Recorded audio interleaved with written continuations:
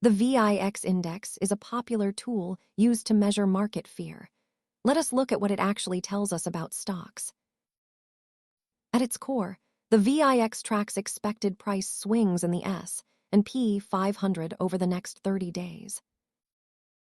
Traders often look at the number 20 as a dividing line between calm markets and periods of increased anxiety.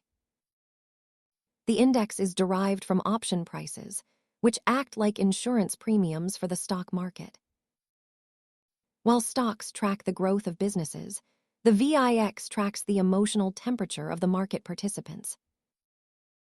During normal times, the VIX stays relatively low, but it can spike rapidly during unexpected economic events.